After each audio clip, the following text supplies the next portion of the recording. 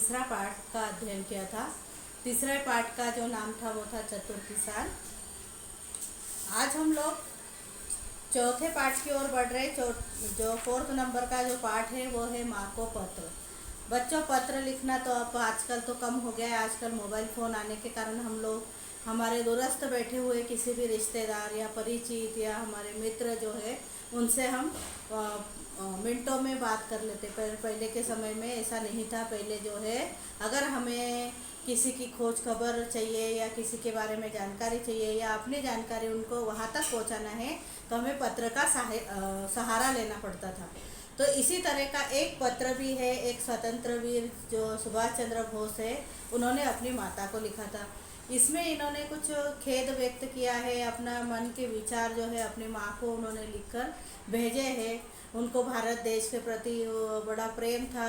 भारत भूमि को वो परतंत्र देखकर, गुलाम देखकर, अंग्रेज़ों के हाथों में जो जो भारत माता अंग्रेज़ों के हाथों में गुलाम हो चुकी थी, उसका दुख उससे देखा नहीं जाता था, उनसे देखा नहीं जाता था। तो उस संदर्भ में उन्होंने अपनी माता को कुछ पत्र लिखा। पत्र में कुछ अपनी भावनाएं उन्होंने उसमें व्यक्त की है। तो ये क्या है, इन्होंने सुभाष चंद्र बोस ने इस पत्र में क्या लिखा है, हम लोग इस माँ को पत्र इस पाठ के माध्यम से पढ़ने वाले हैं। बच्चों, उसके पहले ये जो पाठ शुरुआत होती है माँ को पत्र, इसमें कुछ स्वतंत्र सेनानियों के फोटोज़ दिए हुए हैं। तो उसमें वो किसके चित्र है, तो वो चित्र पहचान कर आपको उनके नाम लिखना है और इंटरनेट द्वारा उन सुभाष चंद्र बोस के बारे में जो भी आपको जानकारी प्राप्त हो वो जानकारी प्राप्त करके आपको किताब में जो आपको लाइनें दी है उसमें आपको फिल करना है। तो उसके बारे में हम लोग जब क्लासें लगेगी उसमें चर्चा करेंगे और सभी को उनके बारे में थोड़ी थोड़ी जानकारी देना है। तो हम लोग वीडियो को शुरुआत करते हैं पाठ चौथे से। अपना पाठ फोर्थ का नाम है माँ को पत्र। नेताजी सुभाष चंद्र बोस की माँ प्रभावती, उनकी माँ का नाम है प्रभावती, एक सुशिक्षित महिला थी।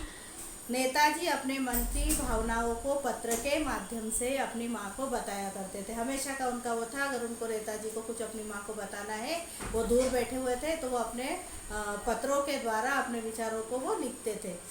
ये वाला पत्र भी उन्होंने इसी तरह लिखा हुआ है और इस पत्र में उन्होंने अपनी मन की व्यथा यहाँ पर जाहिर की है। तो बच्चों, हम देखते हैं कि उन्होंने क्या अपने मन की व्यथा बताई है।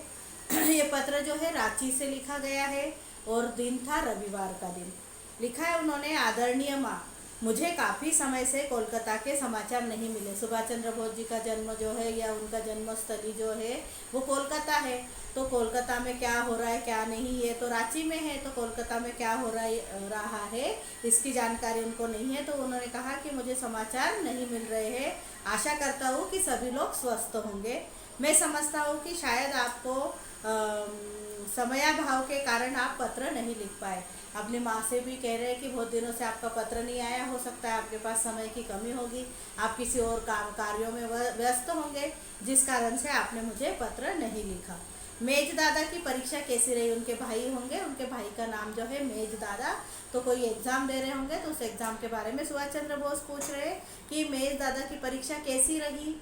क्या आपने मेरा पूरा पत्र पढ़ लिया है? उन्होंने पहले जो कोई पत्र डाला था तो वो पत्र आपने पढ़ा है कि नहीं पढ़ा है, ऐसा सुभाष चंद्र बोस अपने माँ से कह रहे। और उन्होंने ये भी कहा उसके साथ, अगर आपने नहीं पढ़ा होगा तो मुझे दुख होगा। इस तरह से उन्होंने भावना अपनी व्यक्त की है। माँ, मैं सोचता हूँ कि क्या इस समय भारत माता का एक भी सपूत ऐसा नहीं है जो स्वार्थ रहित हो। क्या हमारी मातृभूमि इतनी अभागी अपना दुख व्यक्त करते हैं? वो कहते हैं कि मेरे भारत भूमि पे कोई एक ऐसा सपूत नहीं है जिसको अपना खुद का स्वार्थ नहीं होते हुए हमारी भारत भूमि के प्रति स्वार्थ हो। मेरा भारत देश, मेरी जननी, मेरी जन्मभूमि जो है आज़ाद होना चाहिए, ऐसा उसके मन में विचार हो। ऐसा कोई सपूत नहीं है क्या हमारी मातृभूमि इतनी अभागी हो गई कि कोई ऐसा उसके बारे में सोचने वाला नहीं है? कैसा था हमारा स्वर्णिम अतीत? अपने इतिहास के बारे में वो बताते हैं कि हमारा इतिहास जो है वो स्वर्णिम था। सभी जानते हैं कि हमारा भारत देश इतना समृद्ध था। कहते हैं कि यहाँ पर जो है सोने का धुआं निकलता था, सोने की चिड़िया के नाम से हमारा देश जाना जाता था। तो ऐसा ही स्वर्णिम जो मेरा भारत देश आज वर्तमान में इस स्थिति में आ पहुंचा है कि कोई भी वीर उसकी रक्षा करने के लिए आगे नहीं आ रहा है। वे आर्यवीर आज का है जो भारत माता की सेवा के लिए अपने बहुमूल्य जीवन प्रसन्नता से न्यौछावर कर देते। वो अपनी माँ से बोल रहे, वो ऐसे आर्यवीर कहाँ गए जो आर्यवीर थे, जो हमारे भारत देश के स्वतंत्र सेनानी थे, कि जिन्होंने हंसते हंसते अपनी प्राणों की आहुति दे दी। ऐसे आर्यवीर अब कहाँ है कि जो अपने जननी अपनी मातृभूमि को आज़ाद कराने के लिए अपने प्राणों की आहुति दे रहे या अपनी जान को न्यौछावर कर दे। तो ऐसे पुत्र कहाँ है, ऐसे आर्यवीर कहाँ है, ऐसे वो अपने माँ से पूछ रहे।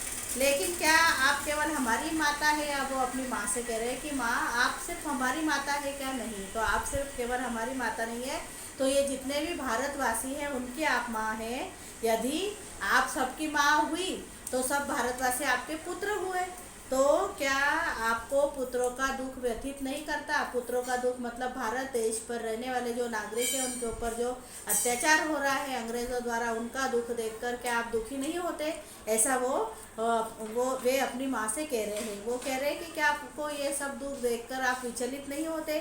क्या कोई भी माता हृदयहीन हो सकती है? कि कोई भी माँ निष्ठुर हो सकती है क्या? हृदयहीन हो सकती है क्या? उसको बच्चों का दुख नहीं देखा जा सकता है?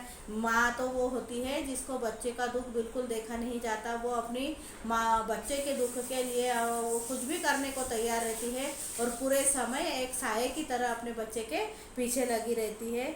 तो क्या आप हृदयहीन हो, ऐसा वो कह रहे। फिर क्या कारण है कि उनके बच्चों की ऐसी दुर्दशा होते हुए भी माँ अप्रभावित बनी हुई है? तो बोल रहे कि ऐसा नहीं है। तो फिर क्या कारण है कि मेरे भारत देश मतलब मेरे जो भारतीय है, मेरे जो भाई है, उनकी दुर्दशा हो रही है और वो दुर्दशा देखकर एक माँ चुप है? ये क्यों हो रहा है? आपने सभी देशों की यात्रा की है। आप वो उनकी माँ को कह रहे हैं कि आप तो सभी देशों में घूमकर आए हो, यात्रा किए आपने की है। तो भारतीयों की अभी वर्तमान दशा यानी उस समय की बात है जब हमारा देश अंग्रेज़ों का गुलाम था। तो उस समय अंग्रेज़ हमारे ऊपर जो अत्याचार कर रहे थे ये सभी देख रहे थे, सुभाष चंद्र बोस भी देख रहे थे, और ये सब अत्याचारों को देखकर उनका खून खोल उठता था। तो इसलिए वो अपनी माँ को कहते हैं कि माँ, ये जो मेरे ये जो जितने भी तुम्हारे बच्चे हैं भारत देश के, ये भारतीय व्यक्ति, उनकी वर्तमान दशा देखकर क्या आपका हृदय पिघलता नहीं? आपकी आंखों से आंसू नहीं निकलते? तो इस तरह से वो अपनी माँ को अपने मन की व्यथा जो है पत्र के द्वारा बता रहे। बोलो माँ, हम कब तक ऐसे सोते रहेंगे? वो कह रहे माँ को कि कब तक हम सोते रहेंगे। सोने से तात्पर्य है कि कब तक हम इस तरह से अंग्रेज़ों के गुलाम बने रहेंगे? कब तक हम उनके इशारों पे नाचेंगे? कब तक उनके हाथों की कठपुतली बनकर रहेंगे? आखिर कब तक अनावश्यक चीज़ों को लेकर खिलवाड़ करते रहेंगे? क्या हम अपने देश का रुदन ऐसे ही देखते रहेंगे कि क्या माँ हमको, यह मेरा जो भारत देश रो रहा है, ये मेरे जो भारतीय बंधु रो रहे, तो इनका रुदन यानी रोना ऐसा ही देखते रहेंगे?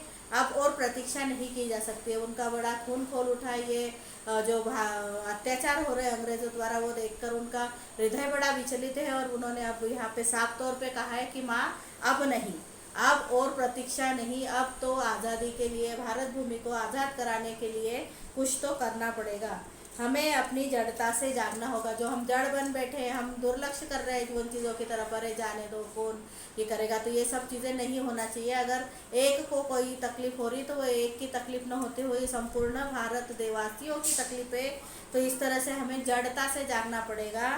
लेकिन कैसा दुर्भाग्य है कि भारत माता की बहुत कम ऐसी संतानें हैं जो आज भी स्वार्थपूर्ण युग में अपने निजी हितों को पूरी तरह से त्याग सके और माँ की सेवा के लिए समर्पित हो सके। या सुभाष चंद्र बोस दुख व्यक्त कर रहे हैं कि कोई भी आज नौजवान जो है वो ऐसा नज़र नहीं आता कि जो अपने स्वार्थ से परे होकर सोचता हो। हर एक व्यक्ति जो है सिर्फ अपना अपना स्वार्थ देख रहा है, मुझे क्या करना है, चलो मेरा तो हो गया, जाने दो, उनका जैसा हो रहा है वैसा हो रहा है। ये सब चीज़ें जो लोग सोचते हैं, तो उनका ये कहना है कि ये जो खुद का स्वार्थ सोचने वाले जो नौजवान हैं, इनको भारत भूमि का दुख दिखाई नहीं देता? क्या भारत के लिए वो अपने स्वार्थों का त्याग नहीं कर पा रहे, या हमारे भारत भूमि के लिए वो समर्पित क्यों नहीं हो रहे, हमारे ये धरती माता को आज़ादी दिलाने के लिए वो आगे क्यों नहीं बढ़ रहे। इस तरह से उनके मन में ये विचार आ रहे।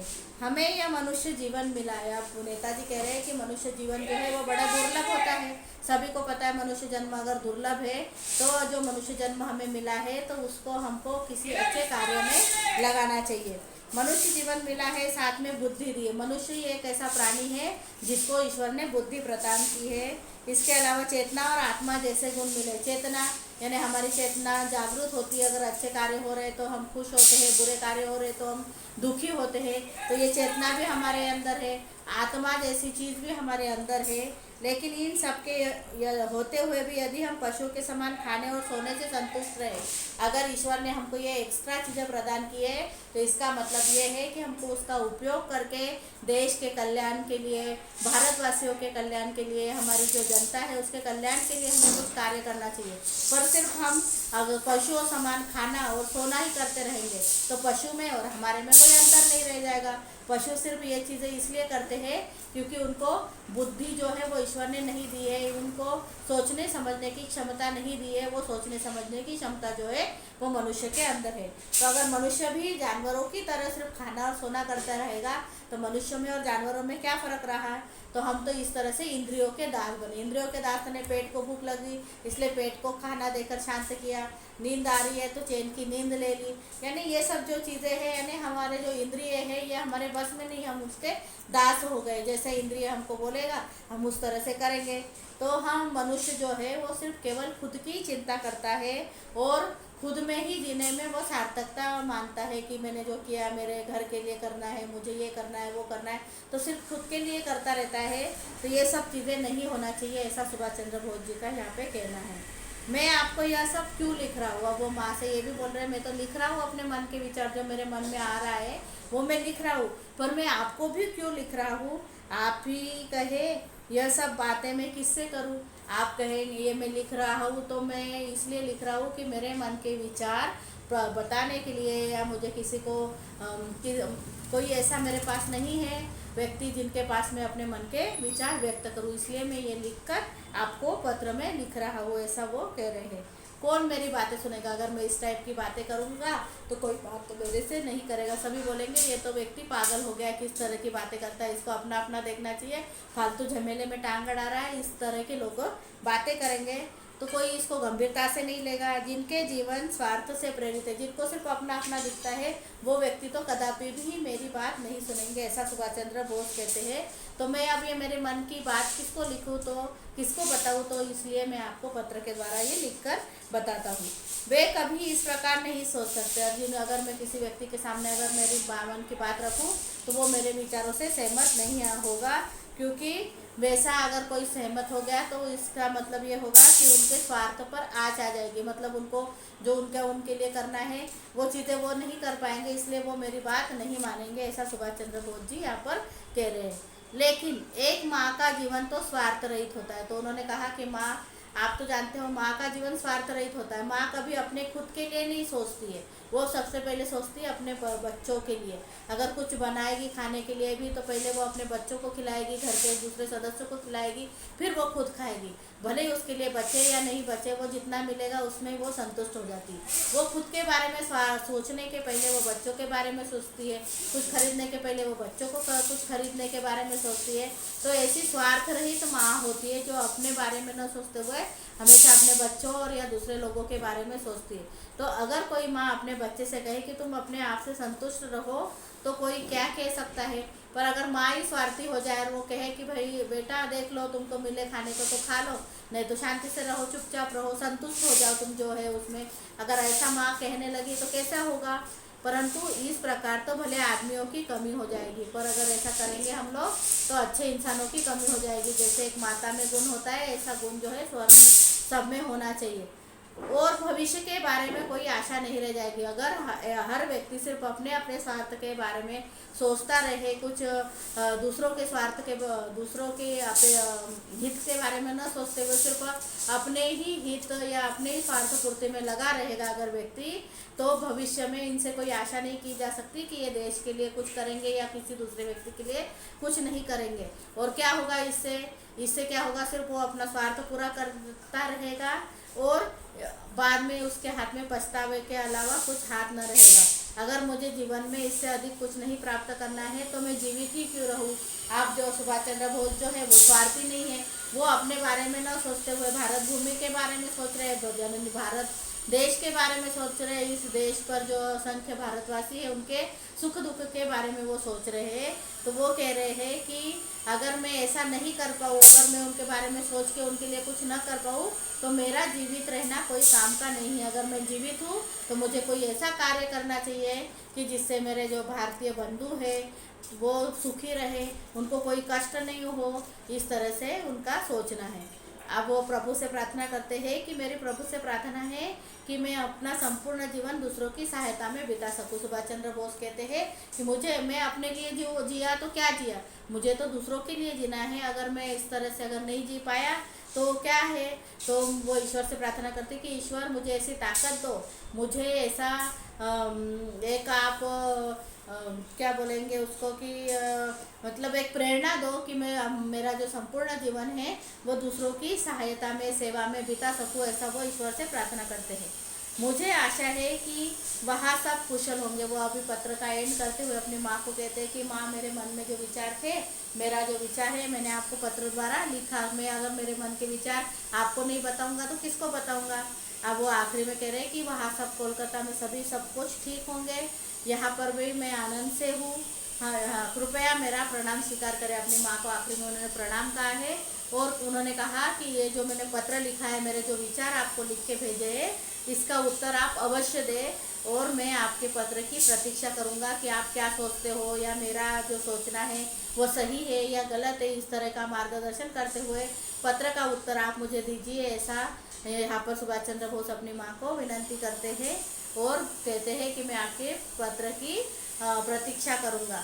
और यहाँ पर आपका प्रिय पुत्र सुभाष, ऐसा करके इन्होंने यहाँ पर पत्र को समाप्त किया है। तो इस तरह से सुभाष चंद्र बोस ने अपनी माँ को पत्र लिखा है। भारत देश की जो व्यथा हो रही है वो देखकर वो बड़े विचलित है और वो विचलित मन उनका बड़ा दुखी हो रहा है और वो दुखी मन से अपनी माँ को पत्र लिख रहे हैं, उनके मन के विचार वो प्रकट कर रहे हैं। तो ये इस तरह से ये माँ को लिखा हुआ पत्र है। बच्चों, इसी तरह का एक पत्र भी आपको भी लिखना रहेगा, तो वो किसको लिखना है इसके बारे में मैं आप लोगों को कक्षा में बताऊंगी।